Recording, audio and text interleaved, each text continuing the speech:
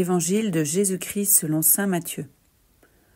En ce temps-là, Jésus disait à ses disciples : « Je vous le dis, si votre justice ne surpasse pas celle des scribes et des pharisiens, vous n'entrerez pas dans le royaume des cieux.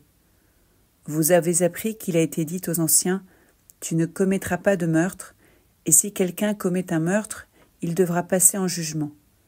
Eh bien, moi je vous dis, tout homme qui se met en colère contre son frère devra passer en jugement. Si quelqu'un insulte son frère, il devra passer devant le tribunal. Si quelqu'un le traite de fou, il sera passible de la géhenne de feu. Donc, lorsque tu vas présenter ton offrande à l'autel, si là tu te souviens que ton frère a quelque chose contre toi, laisse ton offrande là devant l'autel, va d'abord te réconcilier avec ton frère, et ensuite viens présenter ton offrande. Mets-toi vite d'accord avec ton adversaire pendant que tu es en chemin avec lui, pour éviter que ton adversaire ne te livre au juge, le juge aux gardes, et qu'on ne te jette en prison. Amen, je te le dis, tu n'en sortiras pas avant d'avoir payé jusqu'au dernier sou.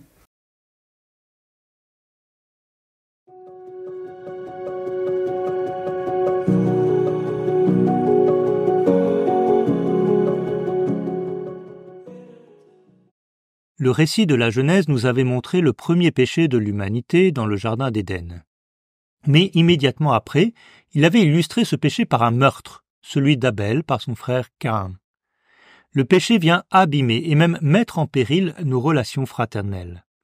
Si cette blessure originelle ne nous conduit pas toujours au meurtre, nous voyons comment elle s'exprime toujours par des pensées, des paroles ou des actes qui viennent nuire à nos frères, qui sont des manières d'atteindre à sa vie en touchant d'une manière ou d'une autre sa place dans l'humanité. La lutte pour la qualité de nos relations fraternelles ne doit souffrir d'aucun retard ou aucune négociation. Nous pouvons alors nous poser concrètement cette question que soulève l'Évangile d'aujourd'hui. Si tu te souviens que ton frère a quelque chose contre toi, alors quel est le frère ou la sœur qui pourrait avoir quelque chose contre moi et avec lequel je pourrais entreprendre aujourd'hui une démarche de réconciliation ?